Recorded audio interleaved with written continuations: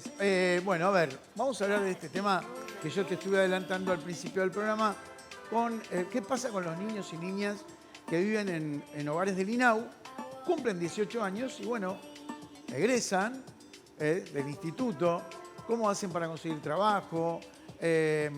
Vamos a recibir ahora a Florencia Cremonese, que es responsable del podcast, cada vez lo digo peor, Podcast. Hijos del Sistema, que visibiliza estos temas, y también a Jonathan Machado, que es un joven que es egresado de uno de los hogares del INAU y nos cuenta su historia de vida. Lo recibimos con un fuerte aplauso a Florencia y a Jonathan. Bienvenidos. Hola, bienvenidos. ¿Cómo están? Todo bien. Bueno, Muchas gracias por recibirnos. por favor, comencemos por el podcast. Por el podcast, que a podcast. todo el mundo le cuesta decir Ahí podcast. está. Yo le voy a decir podcast. Bueno, Y al que le guste bien, al que no le guste. ya saben por qué. Porque no tengo por qué Está me negado. falta. A ver, Muy bien. empecemos por ahí. Sí. Porque de alguna manera se te ocurrió como para, como decía hoy, visibilizar todo Sí. lo que pasa. Surgió por ahí, de hecho fue idea de mi pareja.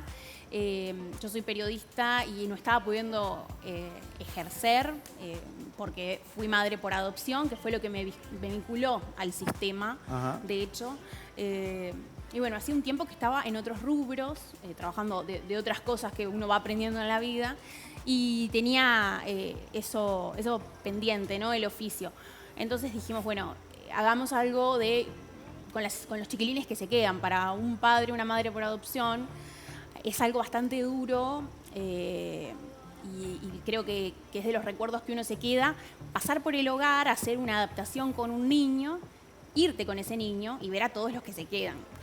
Y eso nos había movilizado mucho a mi pareja y a mí, y bueno, yo conocía por redes de padres por adopción a Alejandra Yenta, que es mi compañera en el podcast, y le propuse producir un contenido que diera justamente voz a los chiquilines que habían pasado por el sistema de 24 horas, que en este país son, dependiendo del momento del año, entre 5.000 y 6.000, a veces un poco menos, 4.500, pero digamos, es una cantidad importante de chiquilines que pasan en promedio, según UNICEF, 4 años institucionalizados, cuando no muchos más, ¿no? Esto es solo un promedio. Y entonces, bueno, de allí surgió y el proyecto pasó de ser un podcast a ahora algo un poco más grande, un proyecto social que busca también brindar oportunidades de formación, sobre todo porque el egreso es muy duro. Jonah lo puede contar mejor que yo, pero el egreso es muy duro para los chiquilines y no ir a parar a la calle, básicamente, requiere de conocer gente, de haber estudiado algo, de tener herramientas, y a veces no es posible que los chiquilines tengan esas herramientas. A ver, vos me estás hablando de que entre 4.000 y 5.000 niños Viven constantemente en INAU. viven, ahí está, en hogares del INAU. Sí, Esos niños, si no tienen la suerte de ser adoptados, exacto. Bueno, de hecho lo que pasa es que solo menos del 10% de esos chiquilines están en condición de adoptabilidad. ¿por qué? A ver, explícame eso. Bueno, por varios motivos, pero yo en mi experiencia de años de ir trabajando en estos temas, a mi criterio tiene que ver sobre todo con una falta, no por mala voluntad, sobre todo de los trabajadores, que he encontrado personas maravillosas trabajando en INAU, pero sí como poco presupuesto, estimo yo, que va por ahí, y falta de técnicos para hacer un seguimiento en territorio. Porque una cosa que es, cuando el niño pasa a condición de adoptabilidad, que son más o menos unos 500 chiquilines que hay en condición de adoptabilidad cada año, obviamente más o menos cada año, pero para que se hagan una idea, tiene que haber realmente muchas pruebas de que no hay forma de establecer nuevamente el vínculo con la familia de origen. Y que esa familia de origen, no solo madre, padre, sino la familia extendida, no se puede hacer cargo de ese chiquilín.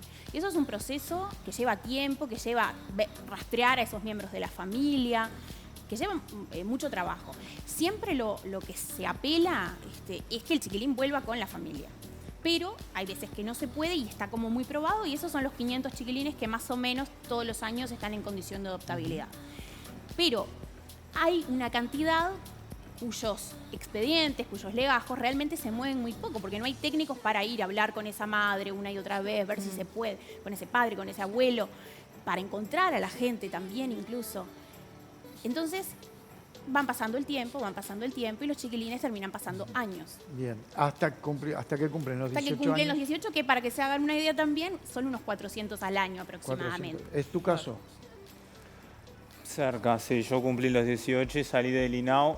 No estuve en un hogar propiamente dicho del INAU. Mis 2 hermanas menores sí. Y yo me encontré en una realidad que es muy difusa, digamos. O sea, no fui ni adoptado, pero sí estuve con una familia que tenía nuestra tenencia. A mí me pasó que por circunstancias de la vida, digamos, viví violencia doméstica en mi casa, me fui a un juzgado de familia, me dejaron vivir con la prima de la persona Pará, que... ¿vos ¿Te fuiste a un jugador de familia? ¿Qué edad tenías? Sí, 17 años. 17. Sí, con mis hermanas hicimos la denuncia en ¿Tus en un hermanas liceo. menores? Mis hermanas menores que yo, las Bien. 2. Hicimos la denuncia y terminamos. El juzgado de familia resolvió que nos podía adoptar, no era adoptar porque no hubo un seguimiento, la prima de la persona que nos violentaba en nuestra casa. Lo cual uno dice, bueno, está. En esa situación, una de mis hermanas terminó en un hogar del INAU. De un día para el otro yo me levanté, hubo una situación de violencia en esa casa donde estábamos. El juzgado de familia decidió que mi hermana se vaya a un hogar del INAU.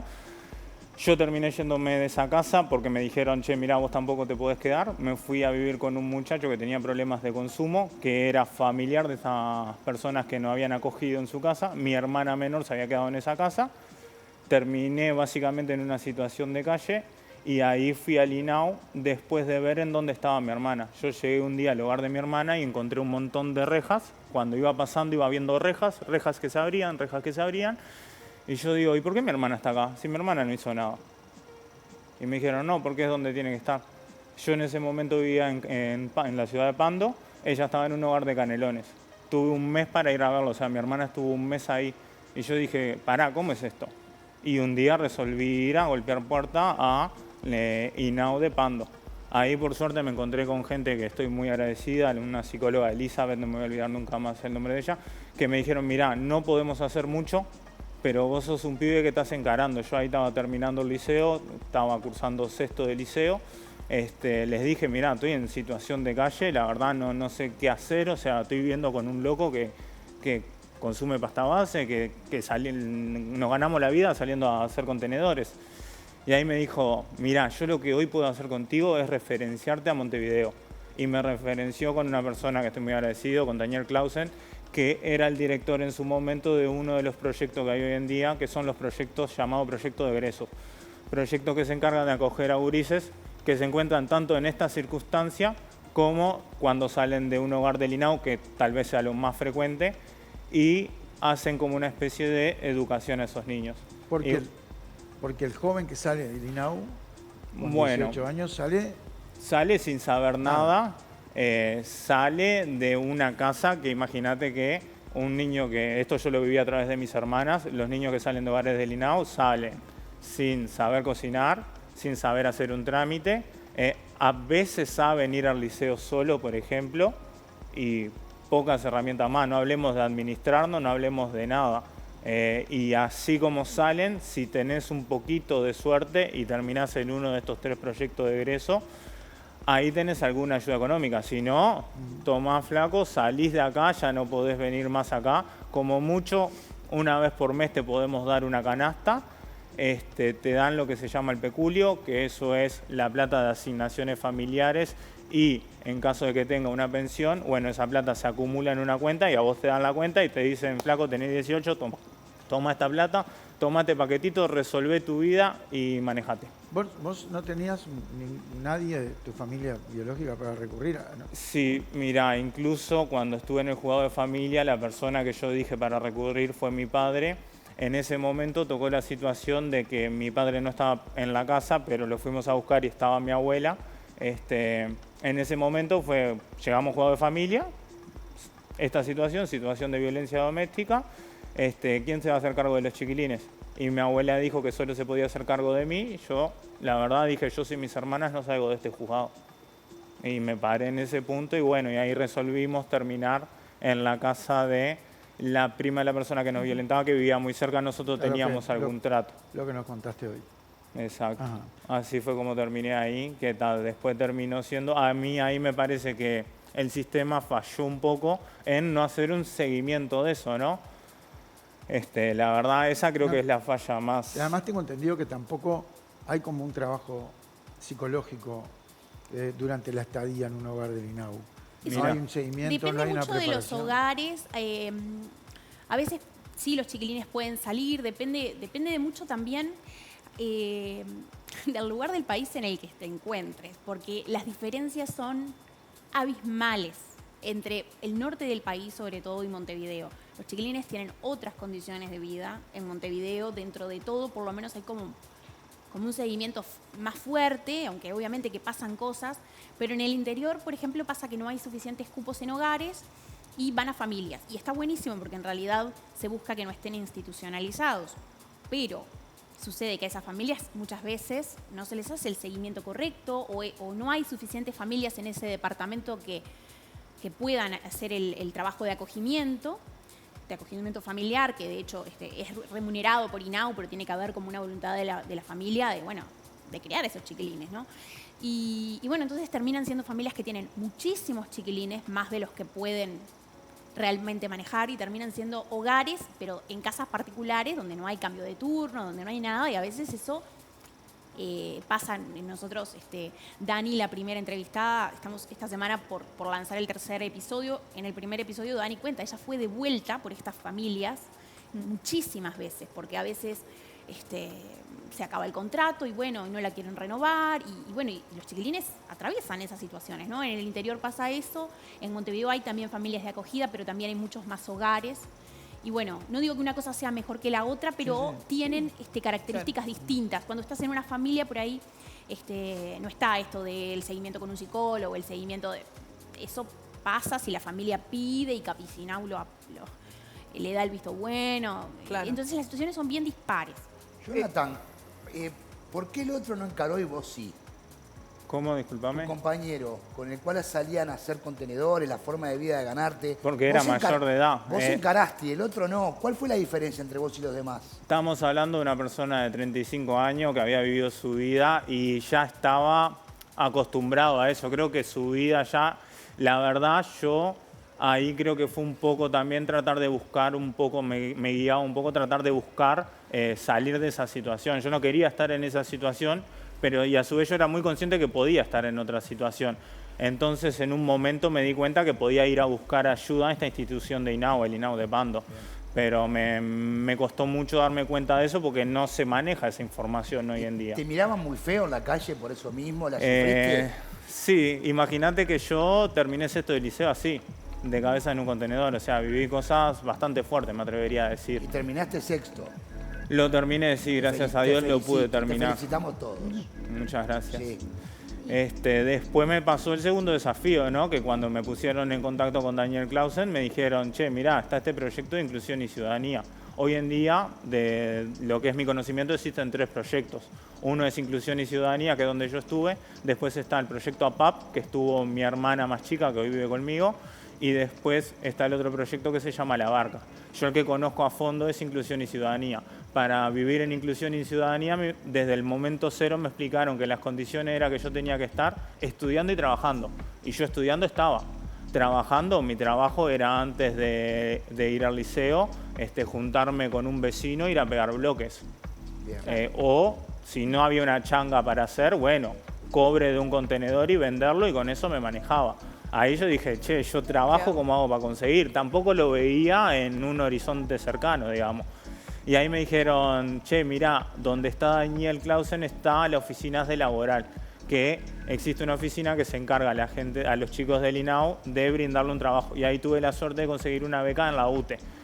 Yo vivía en Pando, mi hermana estaba en un hogar de Canelones, mi otra hermana vivía con esta familia que en un momento a mí me hizo acostado y que mi otra hermana terminó en un hogar de Canelones, y dije, yo no quiero que mi hermana esté ahí, y empecé a movilizarme para venirme yo a vivir a Montevideo y traerme a mis hermanas. Y por suerte, cuando enganché la beca de UTE, pude venirme a Inclusión y Ciudadanía, que la verdad para mí fue una experiencia hermosa haber pasado por ese proyecto. Sos un caso excepcional, sin dudas. Pudimos escuchar el adelanto del primer capítulo que nos enviaron y es maravilloso porque te abre los ojos en un montón de cosas. No sé si fue tu caso o por lo menos no tanto tiempo porque estabas muy enfocado, pero contame cuáles son esos miedos que aparecen cuando uno egresa del INAU y se enfrenta al mundo con 18 años y tenés que encarar tu vida. ¿Cuáles son los primeros y los principales miedos que enfrentan los chicos? Miedo y miedo a todo. No sabes qué vas a hacer, no sabes dónde vas a vivir, no sabes si vas a tener a alguien al lado, te sentís totalmente solo. A mí me pasó, es muy graciosa la historia, ¿no? Pero en mi primer día en Inclusión y Ciudadanía, que a mí lo que me ofrecieron fue hacer un periodo de adaptación, yo me acuerdo que yo fui con mis cosas de Pando, estaba viviendo en la casa de un amigo que le había pedido para estar ahí un mes y el loco me había prestado una habitación. Y cuando llego me fui prácticamente con todas mis cosas que entraban en una mochila. Llegué, puse todas mis cosas al lado de una cama, me senté en el rincón de la cama, me senté así, miré, habían 4 muchachos en esa casa y 2 educadores. Un educador me vino a abrazar y yo lo primero que hice fue empujarlo. Mi reacción fue empujarlo, que hoy puedo decirlo porque lo miro desde atrás con la cabeza de una persona de 30 años, pero yo no quería que nadie se me acerque. Claro. Yo pensé que me iban a pegar ese día, que digamos que iba a ser algo violento. Ajá. Los muchachos me estaban esperando con milanesa y puré. ¿Me explico? Qué lindo, claro. Fue como, y yo en el momento y en el pánico de todo lo que te cuentan de afuera de los hogares de INAU, la verdad tuve mucho miedo. Y fue como tipo, y cuando empecé a hablar con los educadores me dijeron, che, ¿y vos? No, yo me administro solo. Por suerte tenía la experiencia, por lo que había vivido en la vida, de administrar una casa. En eso más o menos me manejaba bien. Pero jamás había convivido con nadie que no fueran mis hermanas. Entonces me tuve que adaptar mucho a la convivencia. Choqué con muchos compañeros, pero por suerte hicimos un grupo que fue muy lindo. Pero al principio, un miedo de estar solo, un miedo de que nadie te ayude. Yo venía con la costumbre de que nadie te ayudara, de que pudiera pasar, te mirara de costado y si podía te pateaba. Y eso, la verdad, asusta un montón. ¿Y había ayuda? ¿Estaba ese consejo de par a par que te va indicando cuando tenés dudas lo que tenés que hacer? Esto ya me pasó, hace así. ¿Estaba esa colaboración entre ustedes? Mirá, a mí me pasó que justo en el momento que yo entré, el grupo que estaba se disolvió y uno de los muchachos que estaba se fue egresó del proyecto. Ellos estaban todos en egreso. Uno falleció estando yo ahí, la verdad fue una pena, fue un momento. Ahí me di cuenta... ese momento hizo que mucha gente que había vivido con ese compañero viniera a estar con él y demostrara mucho cariño, que a mí eso primero que nada me sorprendió y después me dio como cierta tranquilidad vivir esa experiencia. Y me pasó que uno de los muchachos que estaba ahí, que hasta el día de hoy es mi amigo, se fue a vivir cerca, alquiló una pensión un poco más cerca y a diario iba a mi casa, porque yo, 18 años, vivía en Pando. Nací en Montevideo, pero viví en Montevideo hasta mis 10 años más o menos. Entonces no tenía idea de qué era 18 de julio, para que se hagan una idea. A mí me decían, anda 18 de julio y no sabía llegar. Claro. No tenía idea de dónde había un hospital. Mi trabajo, sabía qué ómnibus me servía para ir y qué ómnibus para mover. Si yo perdía el ómnibus, me perdía. Me perdí varias veces en Montevideo y por suerte tuve ese amigo que le pude mandar un mensaje de texto y en bicicleta me fue a buscar. Tuve contención de grupo y mucha contención de los educadores que veían las dificultades que yo tenía por todo lo que había pasado. Ahí creo que ellos estuvieron como muy sobre mí en ese sentido. Jonathan, también un poco en este adelanto que hablabas, te escuché decir un par de veces que te considerabas una persona con suerte. Mucha suerte. Bueno, ¿y te pasó también en ese camino de repente encontrarte con personas que no hayan tenido la misma suerte? Mirá, me pasa de ver amigos míos que tuvieron en la misma casa que yo de egreso y un día que les fue mal, un día que perdieron el ómnibus, un día que en ese trabajo no le aguantaran una llegada tarde, de repente, che, flaco, tenés una moneda y mirar así y decir, vos, soy yo. Y haber estado durmiendo en el mismo cuarto con él. Y vos decís, la puta madre, ¿no? Salimos de la misma casa y yo estoy acá, vos estás ahí, me he sentado con él, ¿vos qué pasó? No, y mirá, y un día perdí mi trabajo, y como perdí mi trabajo, tuve 2 semanas y no pude pagar el alquiler, entonces me echaron de la residencia que yo estaba, y terminé yendo a otro lado, y me junté con aquel, y me pasó esto, y vos decís, vos, y fue un día que te pasó algo malo, ¿me entendés? O sea, es poquito lo malo que necesitas que te pase para terminar bastante mal, digamos. ¿Y qué era lo que más te motivaba a vos para seguir? Primero que nada, mis hermanas. Sinceramente, mis hermanas. En el momento que yo entré a Inclusión y Ciudadanía, empecé a moverme mucho para traer a mis hermanas. Primero, para sacar a mi hermana de ese hogar de Canelones, porque para mí mi hermana no tenía por qué estar ahí, me daba mucha bronca que ella esté ahí. Y segundo, porque tenía el miedo de que le pasara algo a mi hermana más chica estando en la casa donde estaba. Eso a mí, la verdad, no me dejaba dormir por las noches. Y en un momento, a través de los educadores, pudimos encontrar un hermoso hogar en Pocitos que podían aceptar a mis 2 hermanas. Y ahí yo podía ir a visitarlas y todo, porque imagínate una hermana en Pando, otra en Canelones, yo en Montevideo, trabajando en una beca en la UTE, era muy difícil que yo pudiera ir a verla seguido. Sos programador, y te ha ido muy bien, pero de tus hermanas, contanos a modo de titular en qué andan hoy en día.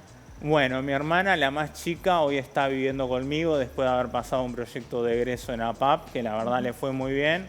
También por infortunios de la vida perdió como sus trabajos. Hoy en día igual está trabajando como peluquera. Te tenía vos ahí de respaldo. Exacto. Esa es la la verdad. diferencia. Qué bueno. Claro. Para ellas. Claro, Sí claro. tienen a alguien a quien Qué recurrir. lindo. Para que te hagas una idea, y pensá tu si otra mi hermana hermana. Claro. no me tuviese. Claro. Y mi otra hermana no pasó por ningún proyecto de egreso, pero ella tuvo la viveza de que se compró una casa con el peculio.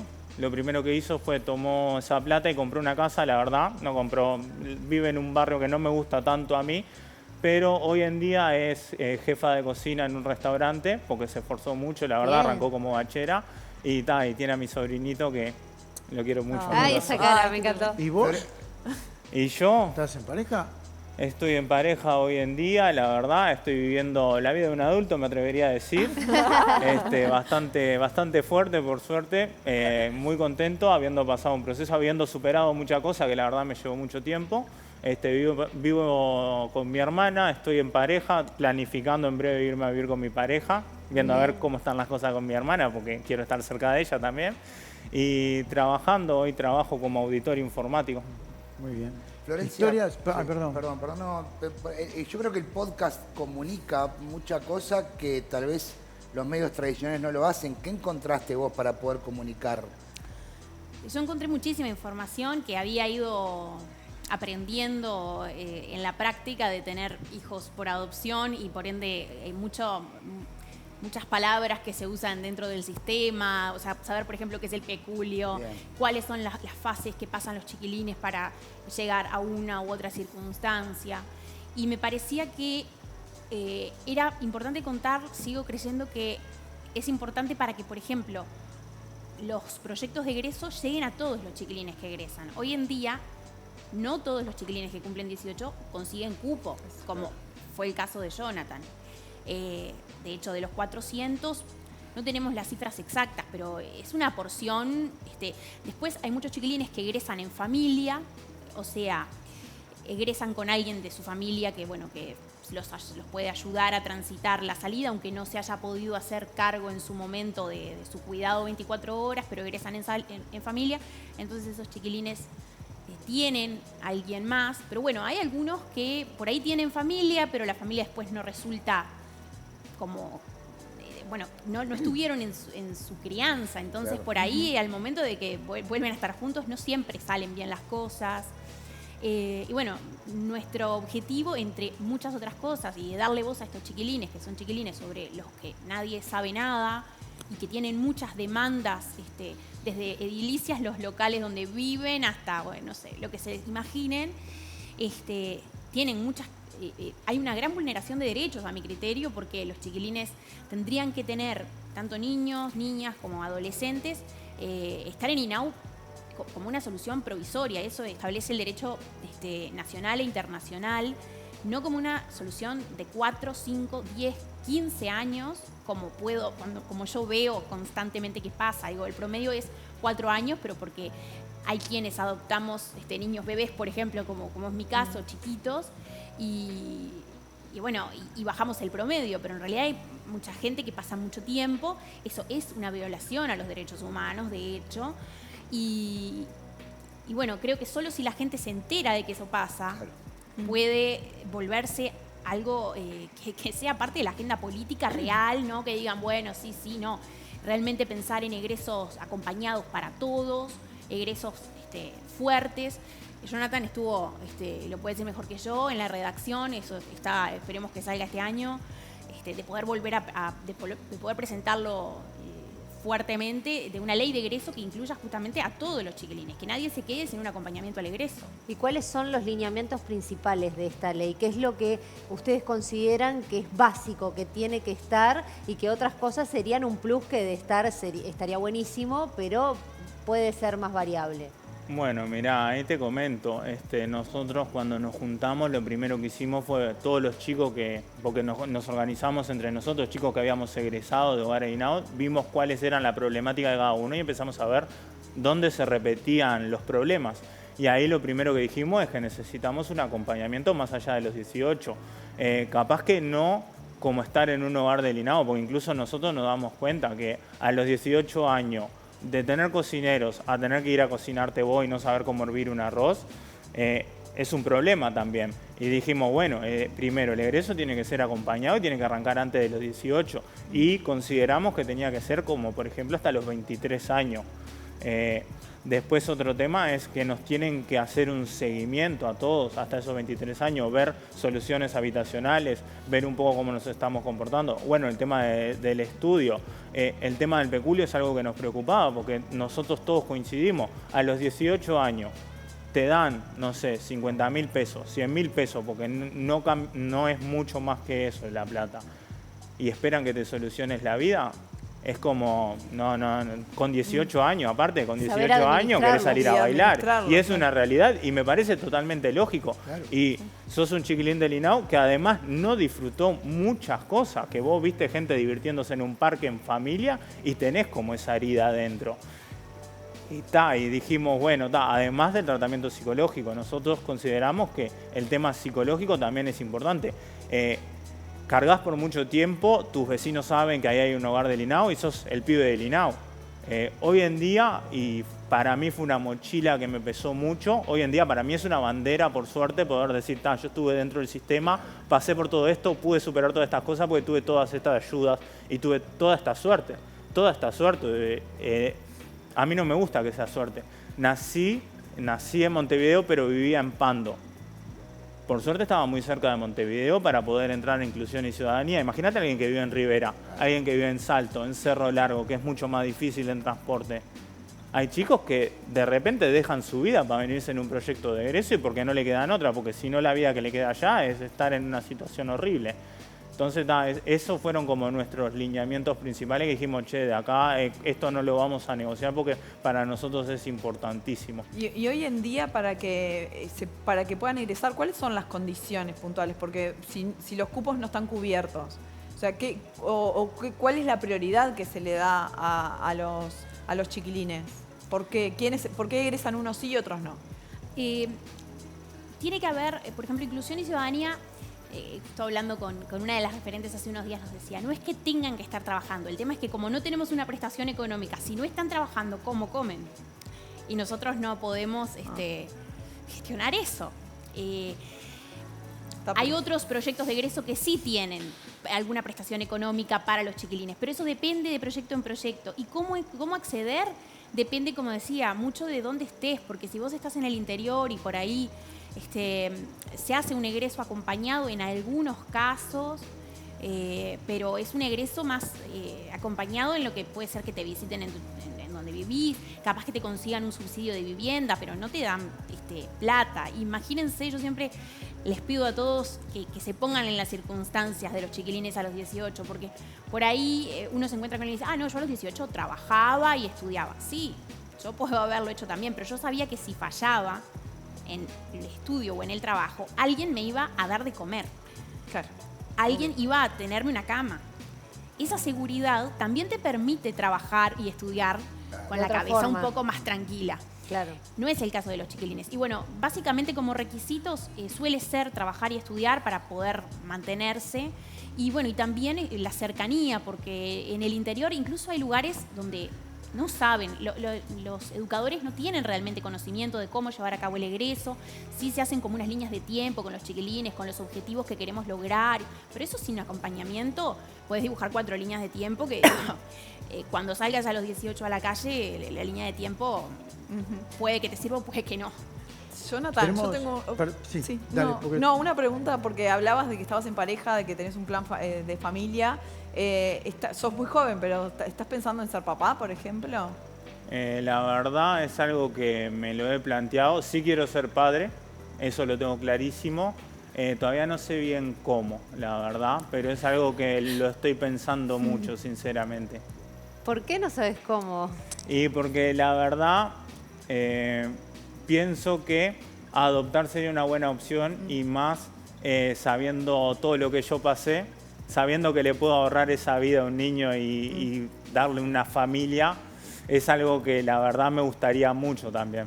Me Pero eso depende mucho de mí y de mi pareja también, ¿no? Obviamente. Es lindo, es lindo. Hay un montón de mensajes, Vamos, a podemos eso ver algunos, iba. por favor. Ahí está. Por acá, por ejemplo, dicen, voy a cumplir 40 años y el nombre Daniel Clausen fue un referente en mi caso por INAU. Cuando Daniel. cumpliste 18 años ya no perteneces al sistema, una realidad. Hoy en día soy enfermera y tengo un emprendimiento, pero gracias a mis esfuerzos, no al sistema. Quiero hacer un comentario, discúlpame, Daniel Clausen justo es la persona que me pudo aceptar en Inclusión y Ciudadanía, el director. Para mí es el señor de los abrazos porque fue la persona que yo empujé y la persona que también me permitió recibir un abrazo amoroso por primera vez. Yo lo quiero mucho a Daniel ¿Cuántas Clausen. personas habrá marcado, Daniel? La verdad. Conmovedor este testimonio. Este muchacho debería dar charlas para ayudar a todos los que necesitan aliento y ánimo. Una fortaleza increíble, te dice Claudia de las Piedras, y felicita por tu iniciativa y el programa todo. Por acá dice, esta historia me desprende lágrimas. Es admirable la historia de Jonathan. Es un maravilloso ejemplo. Que escriba un libro con su propia historia. Yo seguro lo compro. Saludos, Mariela. Por acá otro mensaje dice, buenas tardes, soy Silvia, no conozco al joven Jonathan, pero le mando un abrazo con el corazón, ejemplo de vida que sí se puede. Gracias. Soy Silvia. mamá de un niño de INAU, felicito a ese muchacho. Un montón, ¿eh? Te estamos eligiendo Sí, porque sí. hay... Hay mucho. Acá dice, gracias Algo Contigo por traer historias verdaderas tan tristes y que se repiten día a día y todos se tapan la cara para no verlas. Y a la chica, una grosa. Un abrazo a todos. Mira este mensaje, dice, buenas tardes, fui compañera de clases de salsa y bachata de Jonathan. Un abrazo a Alicia, un perfil que no nos habías contado. Gracias, Alicia. Muy bien, gracias. Bueno, Muchas por favor, gracias. este jueves se Dale. estrena el capítulo de Jonathan, Bien. justamente Muy bien. todos los En- jueves, En el... Spotify y YouTube. Ah, nos bien, encuentran. pensé que ibas a El decir- podcast, claro, Podcast. pero Luis, tenemos que trabajar Hay esto, que ¿eh? practicarlo. Dale, Luis. Bueno, ya me va a salir. Repetilo, dale. Spotify y YouTube, Hijos del Sistema, nos buscan en ambas plataformas Muy y bueno. allí Muy sale bueno. todos los jueves, estrenamos capítulos. Excelente. Gracias, gracias. Bueno, Jonathan. Gracias muchas a gracias a ustedes. ustedes. por el Gracias. espacio. Gracias. Nos despedimos. Un fuerte aplauso para despedirlos.